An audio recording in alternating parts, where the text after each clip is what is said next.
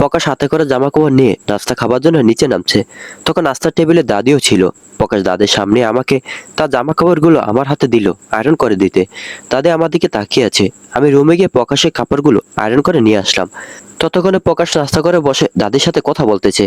আমি কাপড়গুলো ওর হাতে দিলাম। প্রকাশ কাপড়গুলো হাতে নিয়ে আমাকে বলল, আজকে দুপুরে আমার জন্য রান্না করতে হবে না, আমি এখন বের হব, আসবো সেই রাতে। দাদি বলল, কোথাও যাবে নাকি? প্রকাশ বলল, হ্যাঁ, একটু দূরে যাব, চলে আসবো রাতে। তখন দাদি বলল, তোমার নাম্বারটা দিয়ে যাও ওরিনের কাছে। আমি মনে মনে বললাম, বুড়োটা আবার আমাকে কেন বললো নাম্বার নিতে? প্রকাশ বলল, ওরে নাম্বারটা তুলো। আমি প্রকাশের নাম্বারটা তুলে রাখলাম। প্রকাশ উপরে চলে গেছে, দাদিও তার রুমে চলে গেছে। প্রকাশ এখনো বলল না ধন্যবাদ দিবার কারণটা। অপেক্ষা করছি উনি নিচে নামলে তারপর উত্তরটা নিব। ওর আসতে দেরি দেখে আমি রুম ঝাড়ু দিতে লাগলাম। একটু পর দেখি প্রকাশ শার্ট প্যান্ট পরে বাইরে চলে যাচ্ছে। আমি পিছন থেকে ডাক দিলাম, হাতে ঝাড়ু। আমার ডাক শুনে প্রকাশ দাঁড়িয়ে গেল। আমি বললাম, আমার পানাটা না দিয়ে চলে যাচ্ছেন যে? এবার প্রকাশ পিছনে তাকিয়ে বলল, উফ গাদি, শুভ কাজে যাচ্ছি আর পিছন থেকে ডাক দিলা, তাও আবার হাতে ঝাড়ু নিয়ে। আর কিসের পাওনা? তুমি কি আমার বউ লাগো নাকি যে বাইরে গেলে তোমার কপালে কিস দিয়ে যেতে হবে? একটা ধন্যবাদ তো দিছি, সেটা জানার জন্য উতাল পাতাল শুরু হয়েছে তোমার? এটা তো একটা সিম্পল ব্যাপার। আচ্ছা শুনো, ধন্যবাদ এই জন্য দিলাম, তুমি যদি ধন্যবাদ না বলে আমাদের বাড়ি থেকে না আসতে, তাহলে আমারও ঢাকা আসা হতো না। আর ঢাকা না আসলে আমার গার্লফ্রেন্ডের গালফোলা কমাতে পারতাম না। এমনি ওই ফোটকা মাছের মতো গাল ফুলিয়ে বাড়ি চলে গেছে, এখনো যাচ্ছে ওর লগে দেখা করতে, সেজন্য তোমাকে ধন্যবাদ দিছি। প্রকাশের কথা শুনে আমি বললাম, স্যার, আপনার ঢাকাতেও গার্লফ্রেন্ড আছে? প্রকাশ বলল, হ্যাঁ আছে, বর্তমান সে তার বাড়িতে, ওরা ঢাকা আনতে যাব। ওর হোস্টেল বন্ধ ছিল, আজকে আমি না নিয়ে আসতে সে ঢাকা আসবে না। আমি বললাম, কয়টা গার্লফ্রেন্ড? আপনার বাড়িতে দেখলাম একটা, আবার এখানেও একটা, কয়টা লাগে আপনার? আমার কথা শুনে প্রকাশ বলল, ওরিন, আমি 12 মাসে 11 মাসই ঢাকা থাকি, বাকি 1 মাস বাড়িতে থাকি, তাও সারা বছরে মিলিয়ে। এই 1 মাসে কেউ রিয়েল সম্পর্ক করে না। মেয়েটা আমার জন্য 11 মাস তো অপেক্ষা করে না। তার গ্রামে কলেজ ও ফ্রেন্ড আছে, তাদের নিয়ে পড়ে থাকে। তাহলে এটাকে ভালোবাসা বলে না। তাছাড়া আমিও তার সাথে সারা বছর বাড়িতে না গেলে একবারও কথা বলি না। এটা প্রেম না, এটা ভালো লাগা, তবে ভালোবাসা না। আমি বললাম, থাক, এত কিছু শুনতে হবে না, আপনি যেখানে যাচ্ছেন সেখানে যান। প্রকাশ চলে গেল তার গার্লফ্রেন্ডের সাথে দেখা করতে। তার মানে সে রিলেশনে আছে, এটা বাড়িতে গোপন রাখছে। যাক, আমার রাস্তা তো পরিষ্কার, আর কোনো টেনশন নেই। এবার বিয়ে নিয়ে কেউ মুখ খুলে সবাইকে বলতে পারবো। প্রকাশ চলে যাওয়ার পর আমি বাসার সবকিছু গুছিয়ে দুপুরের জন্য রান্না করে গোসল করে দাদির রুমে গেলাম। দাদি তখন কার সাথে জানি কথা বলতেছিল ফোনে। দাদির কথা শুনে বুঝতে পারলাম রিমনের বাবার সাথে কথা বলে। কিছু একটা মনে হয় হয়েছে। দাদির মুখটা গম্ভীর ছিল। ফোন রাখার পর আমি জিজ্ঞেস করলাম, কি হয়েছে? দাদি বলল, মায়াবা নাকি তার মা বাবার কথা শোনে না। অনেকের হয়তো মায়াবা মেয়েটাকে সেটা হয়তো ভুলে গেছে। মায়াবা হলো রিমনের বোন, আমার ম্যাডামের মেয়ে। আমি জিজ্ঞেস করলাম, কি করছে মায়াবা? দাদি বলল, ওইখানে ইন্ডিয়ার একটা ছেলের সাথে নাকি রাতে দিনে সব সময় ঘোরাঘুরি করে, লেখাপড়া ঠিক মতো করে না। আমি বললাম, এটুকু মেয়ে পোলাদের সাথে কেমনে কি? দাদি বলল, এখন সে ছোট না, গ্রেড 8-এ পড়ে, সামনে গ্রেড 9-এ উঠবে। আর ওই দেশে সবকিছু ফ্রি, বাবা মা শাসন করেও রাখতে পারছে না। আমি জিজ্ঞেস করলাম, তাইলে এখন কি করবে? দাদি বলল, ওর বাবা ওরে দেশে পাঠিয়ে দিবে, এখানে তুই যে স্কুলে পড়িস ওটা ভর্তি করে দিবে। আমি বললাম, তাহলে ভালোই হবে, এখানে থাকলে ওই সব ভূত মাথা থেকে নামবে। দাদি বলল, ও এখানে আসতে সমস্যা আছে, ও না শুনবে তোর কথা আর না শুনবে আমার কথা। আর ওর মাও আসতে পারবে না তার বাবাকে রেখে। তাছাড়া ওদের ছোট বাচ্চাও দেখাশোনা করার মতো কেউ নেই। এসব বিষয় নিয়ে কথা বললাম রিমনের বাবার সাথে। আমি দাদির কাছে জানতে চাইলাম, এখন উপায় কি? মেয়ে যদি কথা না শুনে? দাদি কান্না করতে লাগলো। ছেলেটা সুখ কোথাও হচ্ছে না, একটা পোলা তাও পাগল। আমি দাদিকে বললাম, তোমার একটা কথা বলি, তুমি সেটা রিমনের বাবাকে বলবা। দাদি বলল, কি কথা? আগে বল, তারপর না হয় চিন্তা করব। আমি দাদিকে বললাম, তুমি রিমনের বাবাকে বলবা রিমনের খোঁজ নিতে। দিনের পর দিন ছেলেটাকে পাগলা গারদে রেখে অভিশাপ নিচ্ছে। বাবা হিসেবে ওনার দায়িত্ব ছিল ছেলের পাশে থাকার, আর দাদি হিসেবে তোমারও সেম দায়িত্ব ছিল, কিন্তু তোমরা সেটা করো নাই। ওই ছেলে অভিশাপে ওনাদের আর ছেলে হয় না। এখনো সময় আছে, রিমনের খোঁজ নাও। সে যদি, দাদি বলল, ওর খোঁজ দিয়ে ওর দেখাশোনা কে করবে? ওর সামনে যারে পায় তারই মারে। তখন আমি বললাম, দাদি, তোমাকে কি কোনোদিন রিমন মারতে এসেছিল? দাদি বলে, না। আমি বললাম, আমাকেও তো কোনোদিন মারতে আসেনি। দাদি বলল, তার বাবাকে দেখে মারতে আসে। আমি বললাম, এটা ওর কষ্টের জন্য এমন করে। তুমি রিমনের বাবাকে বলো রিমনকে বাসায় নিয়ে আসো, আমি রিমনের দায়িত্ব নেব। সে তোমাকেও মারতে আসেনি, আমাকেও না, তাহলে সে পাগল হলো কেমনে? দাদি বলল, সে আমাদের না মারে, কিন্তু ওর খালাতো ভাইকে যে মেরে ফেলছে। আমি দাদিকে বললাম, এ বিষয়ে তোমাকে আমি বলেছিলাম, ওই ছেলে আমাকে নষ্ট করতে চাইছে, তাই রিমন এমন করছে। দাদি বলল, যাই করুক, তার জন্য কি মানুষ মেরে ফেলতে হবে? দাদির কথা আমি কি জবাব দেব? রিমন আমার জন্য এমন করছে। আমার চোখের পানি তার জীবনের চাইতে বেশি, চোখের পানি তার জীবনের চাইতে বেশি প্রিয় ছিল, তাই কোনো কিছু পরোয়া না করে এমন করলো। দাদি কোনো কিছুতে রাজি হচ্ছে না। আমি বুঝতে পারছি এভাবে হবে না, অন্য উপায় বলতে হবে। আমি আবার দাদিকে বললাম, তাইলে এক কাজ করো, তুমি রিবনের বাবাকে ফোন দিয়ে বলো, এতদিন যে মেয়ের জন্য কষ্ট করতেছ, সে মেয়ে যদি কথা না শোনে, তাইলে এই কষ্ট কই রাখবি? এক কাজ কর, রিমনের খোঁজ খবর নেই, ওই তোর উপর রাগ করে এমন হয়েছে, শেষবার চেষ্টা করে দেখ। দাদি বলল, এটা বলা যায়। দাদি সাথে সাথে ফোন দিল, লাউড স্পিকার অন করে।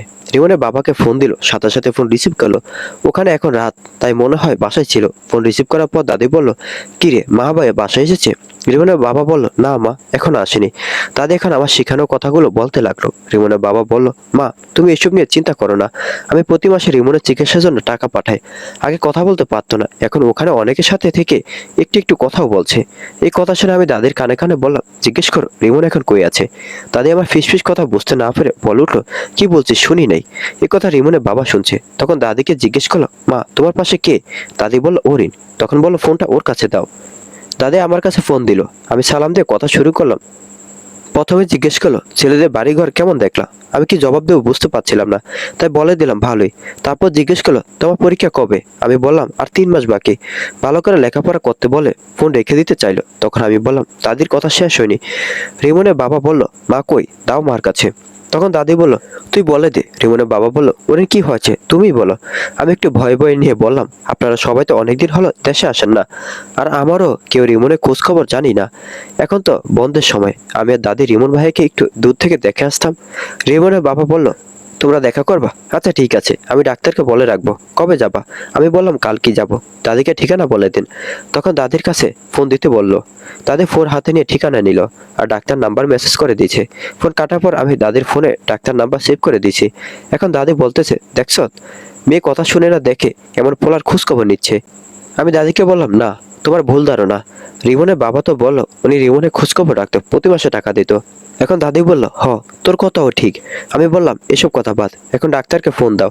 দাদি বলল, কল লাগা ডাক্তারকে। আমি কল লাগিয়ে লাউড স্পিকার দিয়ে দাদির হাতে দিলাম ফোন। ডাক্তার ফোন রিসিভ করে সালাম দিল। দাদি সালামে উত্তর নিয়ে বলল, আপনি কি ডাক্তার ইসাহাক? ডাক্তার বলল, হ্যাঁ, আপনি কে বলছেন? দাদি পরিচয় দিয়ে বলল, কাল দেখতে যাবে। তখন ডাক্তার বলল, আপনি ও দাদি দেখা করবেন? সমস্যা নাই, কিন্তু ওর বাবার পারমিশন লাগবে। দাদি বলল, ওর বাবা আপনাকে বলে দিবে, এখন তো ওর এখানে রাত, সকাল হলে আপনাকে বলবে। ডাক্তার বলল, ঠিক আছে, তাহলে আপনারা আসতে পারেন। আমি না থাকলেও যে ডাক্তার ডিউটিতে থাকবে তার আমি বলে দিব। দাদি বলল, ঠিক আছে, আপনি দয়া করে ওর বাবাকে একটা ফোন দিয়েন, ওর অনেক কাজের চাপ তো, মনে নাও থাকতে পারে। ডাক্তার বলল, ঠিক আছে, আমি এখনই মেসেজ দিয়ে রাখবো। ডাক্তারের সাথে কথা শেষ করে ফোন রাখার পর আমি দাদিকে বললাম, তুমি তোমার ছেলেকে ভয় পাও, উনিও ওনার ছেলেকে ভয় পায়। আজকে আমি না থাকলে এত কিছুই তুমি একা করতে পারতা না। দাদি বলল, তোর মাথায় অনেক বুদ্ধি, এখন যা গিয়ে দারোয়ানকে ডেকে আন, ওরে দিয়ে গাড়ি ঠিক করব, এখান থেকে গাড়ি নিয়ে যাব, আবার সেই গাড়িতে চলে আসবো। আমি দারোয়ানকে ডেকে দাদির কাছে পাঠিয়ে দিয়ে নিজের রুমে এসে খুশিতে বুকে বালি জ্বরে পুরো বিছানা ঘোরাঘুরি করতে লাগলাম। এতদিন পর ওরে দেখতে যাব, ওর সামনে কি পরে যাব সে চিন্তা করতে থাকলাম। দাদিকে দুপুরে খাবার দিয়ে আমি খেতে বসলাম, কিন্তু মনের আনন্দে আজকে খাবার গলা দিয়ে নামে না। অল্প কয়টা খেয়ে রুমে গিয়ে রিমনের সুতার আংটিটা বার করলাম। কাল সকালে এটা পরবো, কিন্তু আংটি ডিজাইন করবো কেমনে? আমি তো আঁকতে পারি না, তাই বসে বসে চেষ্টা করতে লাগলাম, কিন্তু হচ্ছে না। কয়েকবার চেষ্টা করার পর আবার মুছে ফেলছি। ভাবছি রাতে বসে বসে আবার চেষ্টা করব। এখন কোন জামা পরবো সেগুলো দেখতে লাগলাম। একবার ভাবছি জামা পরবো, আবার ভাবছি শাড়ি পরবো, কোনটা রেখে কোনটা পরবো ঠিক করতে পারছিলাম না। তাই হাতে কয়েন নিয়ে টর্চ দিতে লাগলাম। শাপলা উঠলে শাড়ি, আর মানুষ উঠলে জামা। প্রথমবার মানুষ উঠলো, কিন্তু মনে মানে না। আবার টর্চ দিলাম, তখনও মানুষ উঠলো। এবার শেষ যা উঠে তাই হবে। 3বারের সময় শাপলা উঠলো, তা শাড়িই পরবো ফাইনাল করলাম। এখন যাই, বাইরে গিয়ে দেখি দাদি গাড়ি ঠিক করলো নাকি। আমি রুম থেকে বাইরে হব, দাদি আমার রুমে ঢুকছিল কানে ফোন নিয়ে। এসে আমাকে জিজ্ঞেস করলো, তোর মামারা কয় ভাই বোন? আমি বললাম, কেন কি হয়েছে? দাদি বলল, প্রকাশে বাবা ফোন দিছে, নে তুই কথা বল। আমি ফোন কানে নিয়ে সালাম দিলাম। উনি সালামে উত্তর নিয়ে বলল, ওরিন তোমার মামারা কয় ভাই বোন? আমি বললাম, 2 ভাই 3 বোন। তখন আবার জিজ্ঞেস করলো, তোমার ভাইয়ের নাম কি? আমি বললাম মাহিন। প্রকাশের আব্বু সাইডে কারে জানি বলতেছে, মাহিন 2 মিনিট কার সাথে জানি কথা বলে আমাকে বলল, ওরে আমি একটু পর ফোন দিচ্ছি। এ বলে প্রকাশের বাবা ফোন কেটে দিল। 10 মিনিট পর আবার ফোন দিল। আমি রিসিভ করলাম। তখন বলল, তোমার দাদির কাছে দাও। আমি ফোন দাদির কাছে দিলাম। তখন ওনারা কথা বলতে লাগলো। কিছু একটা বুঝতে পারছিলাম। আমার নানুর বাড়ির খবর পাওয়া গেছে। দাদি প্রকাশের বাবাকে বলল, আমি একটু পর আপনাকে জানাচ্ছি। দাদি ফোন কেটে দিয়ে বলল, ওরেন তোর নানির বাড়ির খোঁজ পাওয়া গেছে। প্রকাশের বাবা বলল, কাল ওখানে যেতে। আমরা কাল গেলে পরের দিন আমাদের সাথে ওরা ঢাকা চলে আসবে। আমি বললাম, দাদি না, কাল অন্য কোথাও না, কাল আমরা পাবনা যাচ্ছি। প্রকাশের বাবাকে বলে দেন ওনারা একদিন অপেক্ষা করতে না হয় কাল রাতেই যাব। আগে আমরা রিমনের সাথে দেখা করব। দাদি বলল, ঠিক আছে, তাহলে এটাই বলে দেই। দাদি প্রকাশের বাবাকে ফোন দিয়ে বলল, কাল সকালে না, আমরা কাল রাতে আসব। সকালে অরিনের নানার বাড়ি গিয়ে দেখা করে পরে সবাই চলে আসব। প্রকাশের বাবা বলল, ঠিক আছে, তাহলে আমরা বাড়ি চলে যাই। কাল আপনাদের নিয়ে এখানে আসব। প্রকাশের বাবার সাথে কথা বলা শেষ করে দাদি আমাকে জিজ্ঞেস করলো, কি করবি এখন? ওদের কিন্তু বলে দিছি। আমি দাদিকে বললাম, কিছু করতে হবে না, গাড়ি ঠিক করছো নাকি? দাদি বলল, হ্যাঁ করছি। ড্রাইভার বলল সকাল সকাল যাবার জন্য, না হয় ঢাকা থেকে বের হতে নাকি টাইম লাগবে। আমি বললাম, কয়টায় রেডি হব? দাদি বলল, 6টায় হলে ভালো হয়। আমি বললাম, ঠিক আছে। দাদি চলে গেল তার রুমে। আমি বিছানা বসে রইলাম। মনে যে আনন্দটা ছিল সেটা এখন নাই। ভাবতে লাগলাম, এত বছর পর মা নামের সেই মানুষটার সাথে দেখা হবে, কেমনে তার চেহারা দিকে তাকাবো? তার জন্য আমার বাবাকে হারাইছি, কেমনে ক্ষমা করব তারে? তারপরে যাব আমার আদরের ভাইয়ের জন্য। আমি আমার ভাইকে সাথে করে নিয়ে আসবো। বাবার তো সম্পত্তি পড়ে আছে, এগুলো তার। এখন সব চিন্তা বাদ দিয়ে আগে রিমনের সাথে দেখা করব। এখন যাই, গিয়ে রাতে রান্না করে নেই, তারপর সব গুছিয়ে নিব। আমি সব চিন্তা ভাবনা বাদ দিয়ে রান্না করতে গেলাম। এখন তো প্রকাশের জন্য রান্না করা লাগবে, কিন্তু কাল সকালে সে কি খাবে? এখনো তো বাসায় আসলো না, সন্ধ্যা হয়ে গেল। ভাবছি রান্না শেষ করে দাদিকে দিয়ে প্রকাশকে ফোন দেওয়াবো। রান্না শেষ করে দাদিরে নাম্বারটা দিলাম প্রকাশকে ফোন দিতে। দাদি ফোন দিল, কিন্তু প্রকাশ ফোন রিসিভ করে না। 2বার ফোন দিছে, একবারও রিসিভ করলো না। দাদি বলতেছে, প্রকাশ তো বাড়িতেই, ওরে নিয়ে গেলে কেমন হয়? আমি বললাম, না, ওরে নেবার দরকার নাই। দাদি বললো, না নিয়ে যাব, ওখান থেকে সরাসরি ওদের বাড়ি চলে যাব। ওদের বাড়ি যাব, ওরে না নিয়ে গেলে কেমন দেখায় না? দাদি আমার কথা শুনলো না, প্রকাশকে নাকি সাথে নিয়ে যাবে।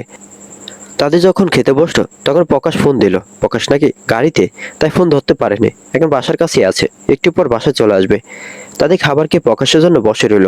প্রকাশ আসছে, কথা বলে তারপর ঘুমাতে যাবে। একটু পরে প্রকাশ বাসায় এসে তার রুমে চলে গেছে সরাসরি। আমি দাদিকে বললাম, ডাক্তার সাহেব তো বাসায় আসলো, এসে ওনার রুমে চলে গেছে। দাদি বললো, ডাক দে, নিচে আসতে। আমি বললাম, পারবো না, তুমি ডাক দাও। দাদি বললো, থাক, বসে থাকি, খাবার জন্য তো আসবে, তখন কথা বলে নিব। আমি বুঝতে পারছি দাদি এখন প্রকাশের সাথে কথা না বলে এখান থেকে যাবে না। তাই আমি নিজেই গেলাম, উপরে গিয়ে দরজা নক দিলাম। প্রকাশ কোনো সাড়া দিচ্ছে না, তাই আবার নিচে এসে বসে রইলাম। দাদিকে বললাম, ওনাকে ডেকে আসলাম, কিন্তু কোনো সাড়া পাইনি। দাদি বললো, হয়তো গোসল করে বাহির থেকে এসেছে। আমি মনে মনে বলতে লাগলাম, একদমই সত্যি কথা, গার্লফ্রেন্ডের সাথে ছিল, গোসল তো করতেই হবে। কিছুক্ষণ পর প্রকাশ নিচে আসলো, চুলগুলো ভিজা ছিল। দাদি ঠিকই বলছে, সে গোসল করতেছিল, তাই আমার ডাক শুনতে পাইনি। আমি প্রকাশকে খাবার দিলাম। দাদি বসে বসে প্রকাশের সাথে কথা বলছে। আগামীকাল আমাদের সাথে যেতে বলছে প্রকাশকে। এতদিন প্রকাশ জানতো না এবারে ছেলে পাগলা গারোতে থাকে। দাদির মুখে শুনে প্রকাশ বলল, আমাকে আগে কেন বলেননি? ওখানে তো আমাদের মেডিকেল টিম আছে। দাদি বলল, তাহলে তো ভালোই হবে। তারপর তাদের বাড়িতে যাবার কারণ বলল। প্রকাশ বলল, ঠিক আছে, কাল কখন যাবে? দাদি বলল, সকাল 6টার দিকে বের হব। প্রকাশ বলল, ঠিক আছে, আমি রেডি থাকবো। আর যদি সজাগ না পাই তাহলে অরিন আমাকে একটু ডেকে দিও। আমি বললাম, 5টায় ডেকে দিব নে।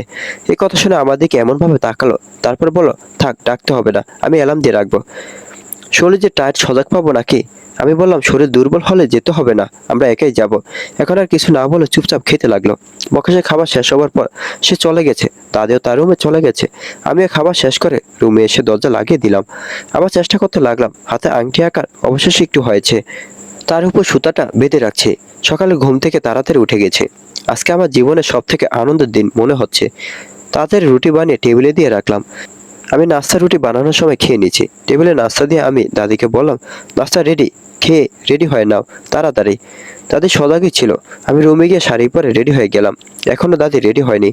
এদিকে দাঁড়ান বলে গেছে, গাড়ি নাকি বাইরে দাঁড়িয়ে আছে, প্রকাশকেও দেখছি না। দূর, ওদের কোনো টাইমে ঠিক নেই। একটু পর দুজনে আসলো নাস্তা খেতে। আমাকে শাড়ি পরা দেখে প্রকাশ বলল, অরিন তুমি রেডি হয়ে গেছো? এবার এগিয়ে গিয়ে বললাম, ঢং না করে তাড়াতাড়ি নাস্তা খেয়ে নিন, বাইরে গাড়ি দাঁড়িয়ে আছে। ওরা চুপচাপ নাস্তা খেয়ে সব গুছিয়ে গাড়িতে উঠলো। প্রকাশ সামনে, আমি আর দাদি পিছনে বসলাম। আমার হাতে একটা খাবার বক্স ছিল। তাদেরকে না জানিয়ে রিমনের জন্য মাংস আর রুটি নিয়ে নিলাম। এই খাবার রিমনের অনেক পছন্দ। তারপরে রাস্তায় গাড়ি থামিয়ে রিমনের জন্য কিছু ফল কিনে নিলাম। এত সকালে বের হলাম, তারপরে রাস্তায় জ্যামের জন্য ঢাকা থেকে বের হতে 2 ঘন্টা লাগছে। অনেকটা পথ পেরিয়ে অবশেষে আমরা পাবনা পৌঁছালাম।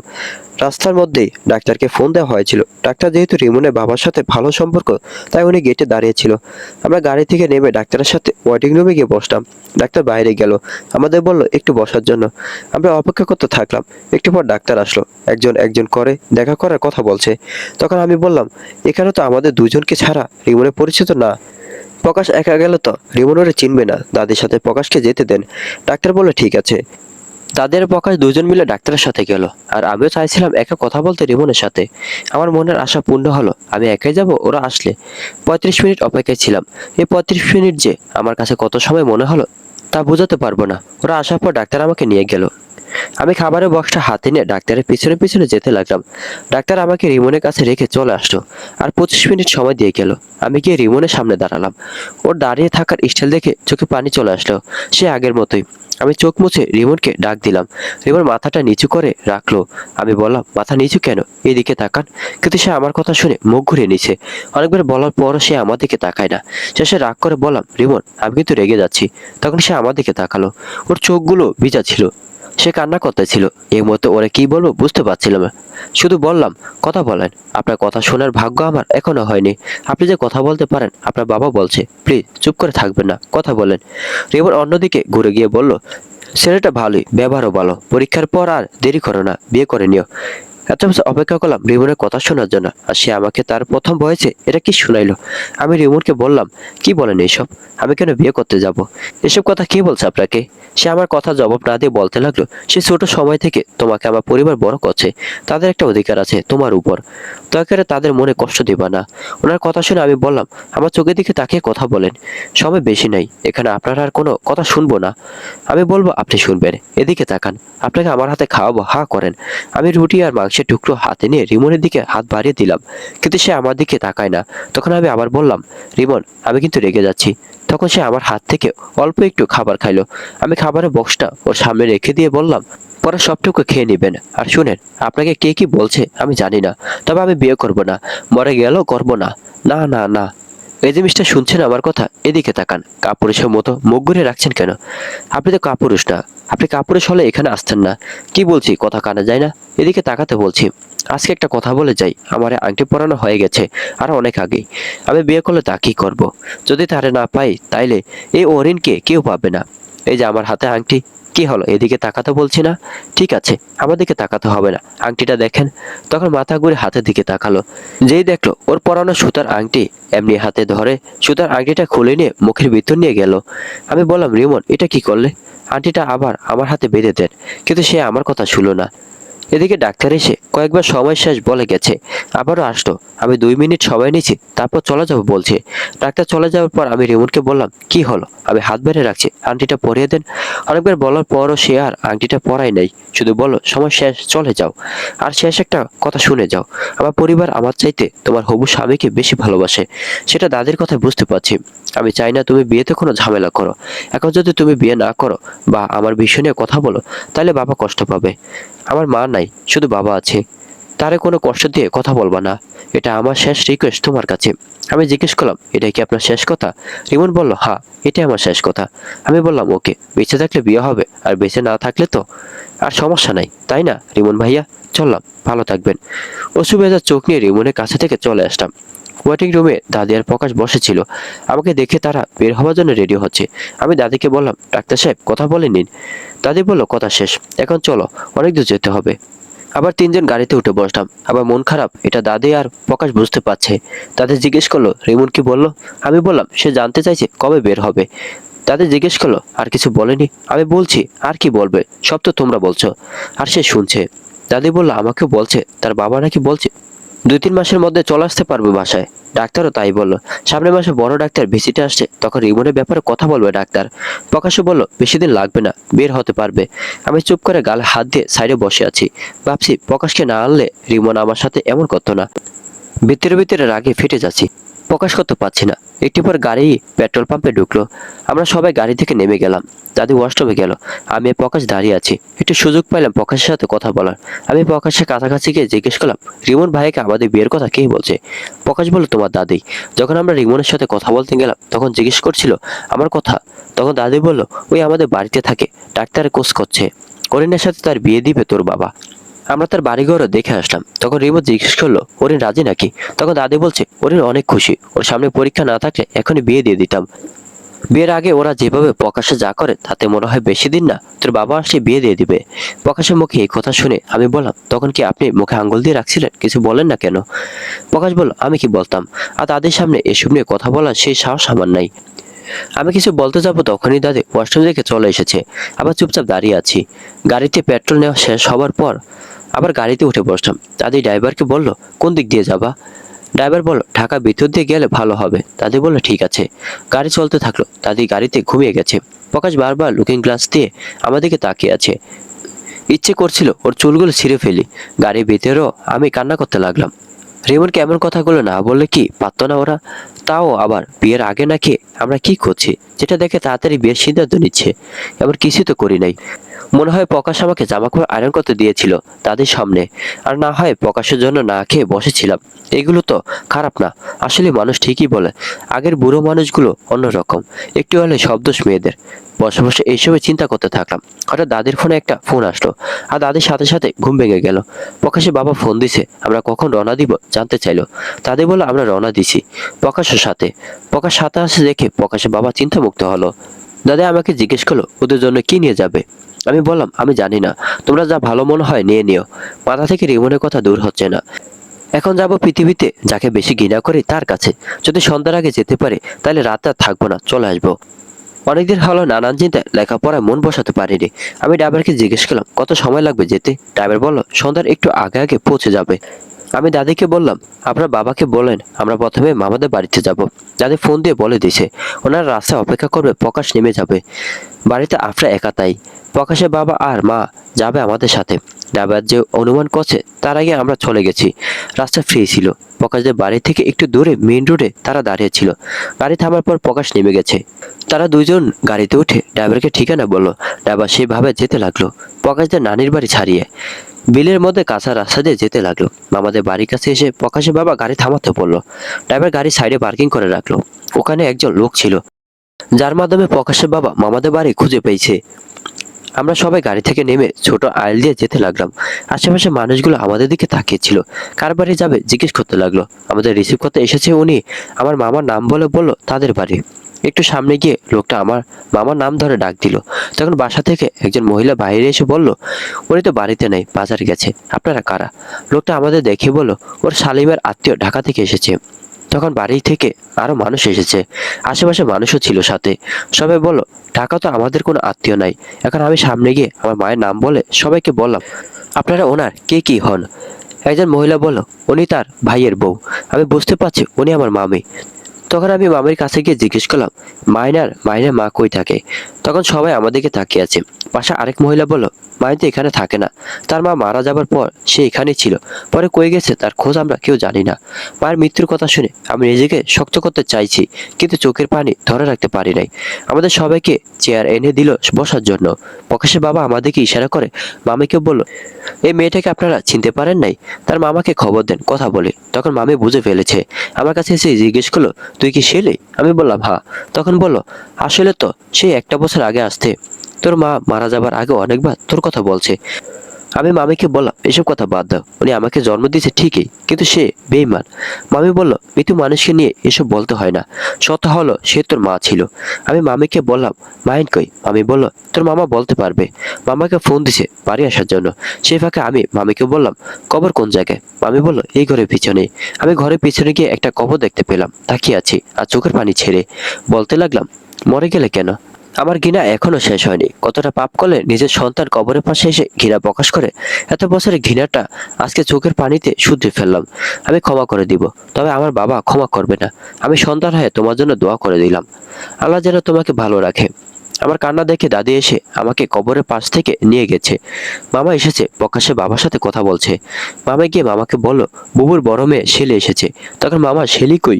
শেলি বলতে বলতে আমার কাছে এসেছে। আমাকে দেখে মামা কান্না শুরু করেছে। আমিও মামার কান্না দেখে ঠিক থাকতে পারি নাই। মামার সাথে সাথে আমি কান্না শুরু করে দিচ্ছি। মামা বলতে লাগলো, তোর মা বলছিল মেয়েটার মুখ আর কোনোদিন দেখা হবে না, সে আফসোস দিয়ে তোর মা মারা গেছে। একটু তোর মার কবরের কাছে যা। মামি বলল, ছেলে এতক্ষণ কবরের পাশেই ছিল। আমি মামাকে মাইনের কথা জিজ্ঞেস করলাম। মামা বলল, ওরে ধরে রাখতে পারি নাই, অভাবের সংসারে ওরে ভালো করে লেখাপড়া করাতে পারি নাই, খারাপ ছেলেদের সাথে মিশে নেশায় আড্ডা চলে গেছিল। একদিন শাসন করে একটু মারছিলাম, সে যে বাড়ি থেকে বের হয়েছে আর আসেনি। কিছুদিন আগে ফোন দিছিল, আমাকে 6,000 টাকা দিয়েছে, বলছে মামা তুমি খরচ করো। আমি ওরা জিজ্ঞেস করলাম টাকা কই পাইলো। সে নাকি গাড়িতে কাজ নিছে। অনেকবার বললাম চলে আসতে, আসেনি। আমি বললাম, এটুকু ছেলে কিসে কাজ করে, আপনারা ওরে ধরে রাখতে পারলেন না? ওর নাম্বার দেন, আমি ফোন দিয়ে ওরে আমার সাথে নিয়ে নিব। মামা বলল, ওর নাম্বার নাই। প্রকাশের বাবা মামাকে জিজ্ঞেস করলো, ছেলেটা কই থাকে, কিছু বলছে? মামা বলল, না, তবে একবার বলছে ঢাকা কোনো এক গাড়িতে থাকে। আমি মামাকে আমার নাম্বার দিলাম, বললাম সে যখন যোগাযোগ করবে তখন যেন ওরে আমার নাম্বার দেয়। রাত হয়ে গেছে, সারাদিন না খেয়ে দাদু একটু অসুস্থ হয়ে গেছে, তাই বেশি দেরি না করে আমরা প্রকাশের বাড়ি চলে আসলাম। রাত এখানে থেকে ভোরে আবার চলে যাব। আজকের দিনটা আমার জীবনের সেরা দিন ছিল। যারা ভালোবাসি, যে তার মুখ ফিরিয়ে নিল, আর যে জন্ম দিল তার হারানোর খবর পাইলাম। আজকে অনেক চুপচাপ হয়ে গেছি। রাতের খাবার খেয়ে আফরার দাদি শুয়ে পড়ছে, আমি জানালা খুলে দাঁড়িয়ে আছি। জায়গাটা অচেনা হলো, আকাশের চারটা চেনা। ইচ্ছে করছে বাইরে চলে যাই, কিন্তু কিছু করার নাই, বাইরে যেতে পারবো না। জানালার পাশে দাঁড়িয়ে ভাবতে লাগলাম রিমনের কথা। দাদি কেন রিমনকে এসব বললো, আর প্রকাশই বা কেন সেই কথা সায় দিল? এখন রিমনের মনে ভুল ধারণা কেমনি ঠিক করব? এই বিষয় নিয়ে প্রকাশের সাথে আমার কথা বলা দরকার, কিন্তু কেমনে বলবো? কাল তো চলে যাব। বাসায় গেলে বুড়ি মনে করে আমরা বিয়ে ছাড়া সংসার শুরু করছি, তাই ভাবছি এখন কথা বলবো। সবাই ঘুমাচ্ছে, এই সুযোগে আমি প্রকাশকে রিমনের ব্যাপারে সব বলবো, আর প্রকাশ যেন সবকিছু ঠিক করে দেয়। এমনি রিমন তার পরিবারের উপর রেগে আছে। আমি প্রকাশকে মেসেজ দিলাম, আমার নাম্বার দিয়ে আমার নাম্বার চিনে বা তাই নাম বলে মেসেজ দিছি। প্রকাশ সময় ছিল, সে রিপ্লাই করছে। আমি বললাম, আপনার সাথে একটু কথা ছিল, আপনি কি জানালার কাছে আসবে? 2 মিনিট পর প্রকাশ আসলো। আমাকে দাঁড়ানো দেখে প্রকাশ বলল, এখানে কথা বলা যাবে না, তুমি কি বাইরে আসবা? আমরা বাগানে চলে যাই। আমি বললাম, গুড আইডিয়া। প্রকাশকে বললাম, দাঁড়ান আমি বের হচ্ছি। আস্তে আস্তে করে দরজা খুলে বাইর হয়ে প্রকাশ আর আমি বাগানে চলে আসলাম। চাঁদনি রাত ভালোই লাগছিল আমার। প্রকাশ আমাকে বলল, কি কথা বলো এখন? আমি প্রকাশকে বললাম, তখন আপনার সাথে কথা শেষ হয়নি দাদির জন্য, এখন বলি, তারপর আপনার কি করণীয় আপনি করবেন। প্রকাশ বলল, ঠিক আছে বলো, তবে আজকে ঘটনার জন্য আমাকে দোষ দিবা না অরিন। আমি শুধু নিরুপায় হয়ে দাঁড়িয়েছিলাম। আমি বললাম, তারপর আপনার কিছু বলা দরকার ছিল। আপনাদের জন্য আমার সব আয়োজন নষ্ট হয়েছে, আমার সুতার আংটির কবর হয়েছে। প্রকাশ জিজ্ঞেস করলো, সুতার আংটি মানে? বুঝলাম না। আমি প্রকাশকে সব বুঝে বলতে যাব, তখনই কে যেন লাইটের আলো বাগানের দিকে বারবার ফোকাস করছে। প্রকাশ বল, অরিন এখন এখানে থাকা যাবে না, বাসায় চলো। আমি বললাম, কেন, কি হয়েছে? প্রকাশ আমার হাত ধরে টান দিয়ে বাসার দিকে নিয়ে যাচ্ছে। বাসার সামনে যেতে প্রকাশের বাবা লাইটের আলো আমাদের উপর ফেললো, সাথে দাদিও ছিল, আর এইদিকে প্রকাশও আমার হাত ধরে আছে। প্রকাশ আমার হাত ধরে নিয়ে যাওয়ার কারণ হলো, আমি শাড়িটা পরাচ্ছিলাম, আসার সময় 2বার পরে যেতে লাগছিলাম, তাই এখন যাতে পরে না যাই সেজন্য হাত ধরে নিয়ে গেছে। প্রকাশের বাবা আমাদের দেখে বলল, এত রাতে বাগানে কেন? আর বাগানে গেলে লাইট নিলে না কেন? এত অন্ধকারে বাগানে কত কিছু থাকে, যদি সমস্যা হতো। প্রকাশ বলল, ওরিন চাঁদের ছবি তুলবে, তাই আমাকে নিয়ে গেছে। বাগানের ভিতরে থেকে ছবিগুলো সুন্দর দেখাচ্ছে, গাছের পাতার ভিতরে চাঁদের আলো। প্রকাশের বাবা বলল, ঠিক আছে রুমে যাও, কাল সকাল সকাল বের হতে হবে। প্রকাশ স্যার রুমে চলে গেছে। আমি আমাদের রুমে এসে শুয়ে পড়ছি, দাদি বাহিরে, প্রকাশের মাও এসেছে বাহিরে। মধ্যরাতে প্রকাশের হাত ধরে বাগান থেকে বের হওয়াটা প্রকাশের পরিবার আর দাদি বিষয়টা ভালোভাবে নেয়নি। তারা সেই রাতে রিমনের বাবাকে ফোন দিছে। তখন রিমনের বাবার ওখানে বিকাল 5টা বাজে। দাদি কথা বলছে প্রথমে, তারপর প্রকাশের বাবা কথা বলছে। রিমনের বাবাকে বলছে আমাদেরকে যেন তাড়াতাড়ি বিয়ে দিয়ে দেয়, না হয় আমরা নাকি মানসম্মান কিছু রাখবো না। রিমনের বাবা বলল, তাদের কাবিন করিয়ে দেন, আমরা দেশে আসলে অনুষ্ঠান করব। রিমনের বাবা থেকে পারমিশন নিয়ে নিল আমাদের বিয়ের, এই বিয়ের জন্য। এই সব কিছু আমি জানতাম না। আর গ্রামে যে রাতের বেলা কারোর সাথে কথা বলা যাবে না, এটাও জানতাম না। যদি জানতাম তাহলে জীবনে কথা বলতাম না। আমার একটা ভুলের জন্য সবকিছু নষ্ট হয়ে গেছে। তারা সিদ্ধান্ত নিল ঢাকা গিয়ে আমাদের বিয়ে দিবে। পরের দিন সকাল সকাল আমরা ঢাকার উদ্দেশ্যে রওনা দিলাম। গত রাতে ঘটনার জন্য যে আমাদের বিয়ের সিদ্ধান্ত হয়েছে এটা প্রকাশ জানতো, কিন্তু আমাকে বলে নাই। বাসায় এসে আমি দাদিকে বললাম, এখন রান্না করে রাখি, দুপুরের জন্য রান্না শেষ করে একটু ঘুমাবো। দাদি বলল, রাতে না ঘুমিয়ে জামাই নিয়ে জঙ্গলে চাঁদ দেখতে গেলে ঘুমাবি কেনবে? আমি বললাম, কিসের জামাই? প্রকাশকে আমার জামাই লাগে নাকি? দাদি বলল, জামাই হয় নাই, হবে কয়েকদিনের মধ্যে। আমি দাদির কথা বুঝতে পারলাম না। দাদির কথা মজা মনে করে রান্না করতে গেলাম। রান্না শেষ করে গোসল করে রুমের দরজা লাগিয়ে একটা ঘুম দিচ্ছি। সন্ধ্যার আগে উঠলাম ঘুম থেকে। কাল থেকে স্কুল যেতে হবে, তাই রাতেই সব গুছিয়ে রাখলাম। এখন আবার সেই আগের রুটিন মতো সবকিছু শুরু হলো। আমার ব্যস্ততা আর সামনে পরীক্ষা, সেজন্য তারা বিয়ের সিদ্ধান্তটা পিছিয়ে নিছে। প্রকাশও অনেক ব্যস্ত, সকালে যায় সন্ধ্যায় আসে। এখন তারা অপেক্ষা করছে আমাদের পরীক্ষা শেষ হলে সবকিছু হবে। স্বপ্নের দিনগুলো গড়িয়ে অবশেষে পরীক্ষার সময় চলে এসেছে। যেখানে সিট পড়েছে সেটা বাসা থেকে অনেকটা দূরে, তাই প্রতিদিন প্রকাশের বাবা আমাকে নিয়ে যেত আর প্রকাশ আমাকে বাড়িতে নিয়ে আসতো। রিমনের বাবা ম্যাডাম, ওরা আমার পরীক্ষার সময় থাকার কথা ছিল, কিন্তু তারা এখনো আসেনি। কয়েকদিন পর নাকি আসবে, মানে আমার পরীক্ষা শেষের দিকে। অবশেষে পরীক্ষা শেষ হলো, রিমনের বাবা ওরাও আসলো। তারা বেশি দিন থাকবে না। রিমনের বাবা বাড়িতে এসে দাদির সাথে আর আমার সাথে অনেক রাগারাগি করলো, তবে ভুলটা দাদির ছিল। প্রকাশ যে রুমে থাকে সেটা রিমনের রুম। দাদিকে নাকি রিমনের বাবা বলছিল উপরে রুম পরিষ্কার করে দিতে প্রকাশের জন্য। মানে আমাদের ছাদে একটা রুম আছে যেটা আমরা ব্যবহার করি না, স্টোর রুম করে রাখছি, কিন্তু দাদি সেটা না বুঝে রিমনের রুম দিয়ে দিছে। এমনি রিমন তার বাবার উপরে রাগ। এখন যদি শুনে তার রুম ভাড়া দিয়ে দিছি, তাহলে সে বাড়িতে আসবে না। আমি বললাম, রিমন তো জেনে গেছে, দাদি বলে দিছে। এখন এটা নিয়ে আরো বেশি রাগ হয়ে গেছে রিমনের বাবার। লোক দিয়ে স্টোর রুম পরিষ্কার করতে বলছে। তারপর প্রকাশের বাবার সাথে আমাদের বিয়ের বিষয়ে কথা বলছিল, কিন্তু প্রকাশের এক্সাম এখনো শেষ হয়নি, তাই বিয়ের কথা আপাতত বন্ধ। শুক্রবারে সবাইকে নিয়ে ফ্যামিলি মিটিং বসবে। শুক্রবার সন্ধ্যার সময় বাড়িতে সবাই ছিল। তখন রিমনের বাবা সবাইকে ডাকলো। প্রকাশের বাবাকে বলল, আপনারা তো জানেন আমার ছেলেটার খবর। আল্লাহর রহমতে এখন সে সুস্থ। তারা আমরা 1-2 মাসের মধ্যে বাড়িতে নিয়ে আসবো। আর আমার বড় মেয়ে মা বাবাকে এখানে রেখে যাব। তারা ওরিন যে স্কুলে পড়ে সেখানে ভর্তি করে দিব। আপনারা সবাই মেয়েটাকে দেখে রাখবেন। মা বা তার বাবার সামনে বলে ফেললো সে এখানে থাকবে না। তখন রিমনের বাবা সবার সামনে তার গালে চর মেরে মা আবার পাসপোর্ট ছিঁড়ে ফেলছে। এটা দেখে আমিও ভয় পেয়ে গেছি। প্রকাশের বাবা রিমনের বাবাকে বলল, আপনি চিন্তা করবেন না, আমরা সবাই আছি। তখন দাদি রিমনের বাবাকে উদ্দেশ্য করে বলল, ওদেরটা কি করবে? তখন রিমনের বাবা বলল, প্রকাশের পরীক্ষা শেষ হলে ওদের বিয়ে দিয়ে দিও, তখন আমরা থাকবো না, চলে যাব।